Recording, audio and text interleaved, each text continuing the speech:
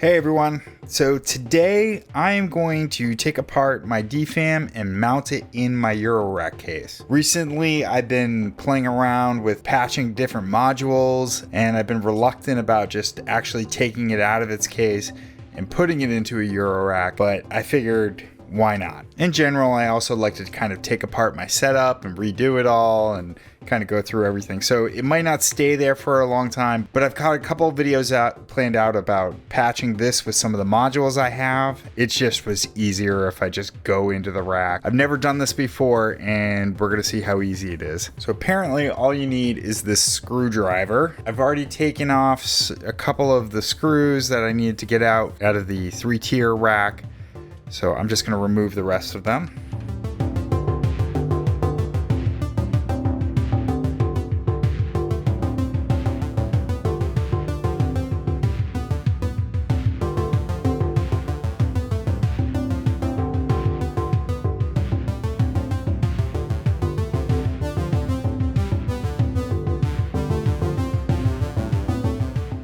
Hopefully I still have a DFAM at the end of this. I'm guessing if you're watching this video, it was probably successful. I probably won't post it if I fry my DFAM. All right, we got the sides off.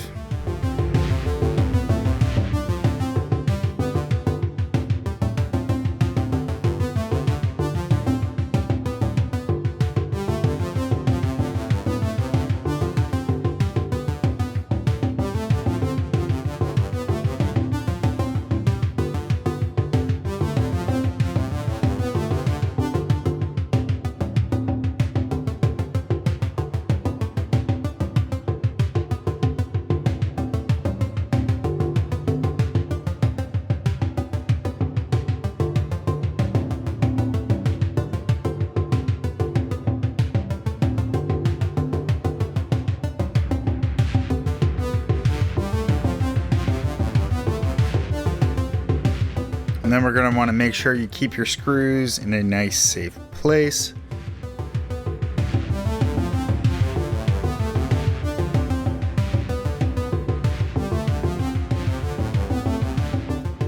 Okay, here we go.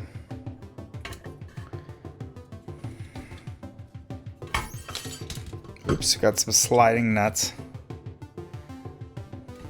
So there's a couple pins here. And take those out.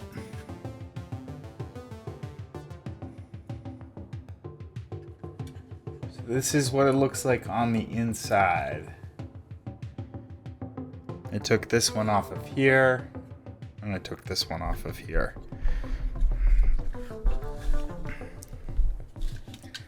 And take these and put them in the same container that I was using for my other screws. So on the back, it looks like you need a 10-pin connector with the pinstripe on the bottom. I'm gonna check the manual because I'm not really sure what to do about these things. Now, as I said before, I'm not an expert on this, but it seems fairly easy to figure out. But we're gonna do a quick check of the manual to see what's going on with these and what to do with those, and I'm just gonna confirm that that's what I need.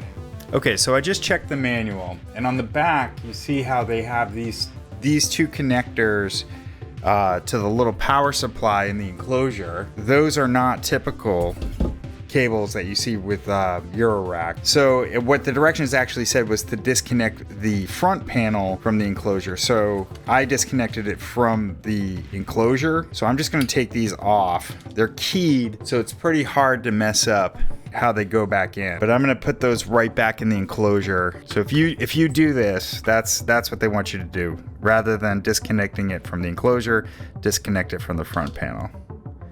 But yeah, it appears like it's pretty impossible to mess up how you put these in. Famous last words.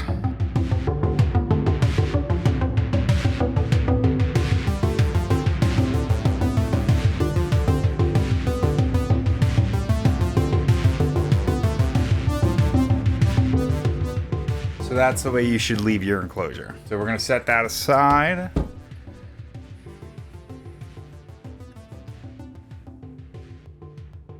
There's the 10-pin Eurorack connector right there. So we're gonna do red stripe and red stripe. So there's the pinstripe, negative 12 voltage is here. So we've confirmed that. Everything looks good. And I'm just going to plug it in so that it all matches up. Okay, red stripe, red stripe. We're good. All right, so this is my current rack setup. I still have a bunch of modules that I'm gonna put on the bottom. If you'd watched my video earlier on my first modular setup, I started with the Tip Top Happy Ending kit, and yeah, I kind of went a little bit crazy and got a bunch more. So it's all powered down right now. I'm just gonna plug this in.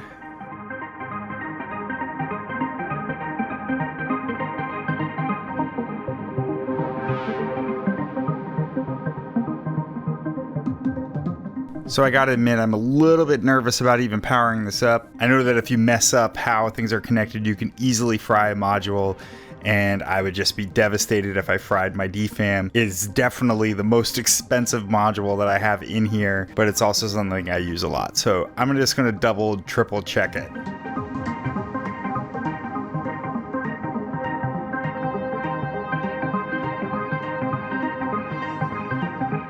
It is definitely set up right with the negative and negative, so I think everything is all set. I'm going to screw it in and turn it on.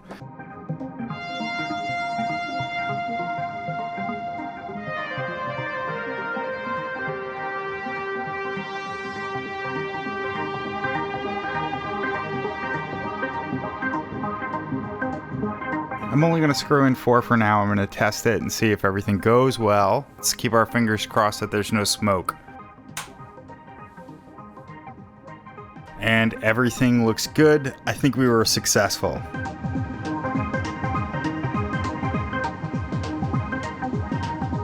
Okay, so it looks like we were successful. Everything's plugged in. There was no smoke. That's awesome. So I've got coming out of the VCA into my mixer. We're going to test it out and just see if it works. There's the DFAM. That's it.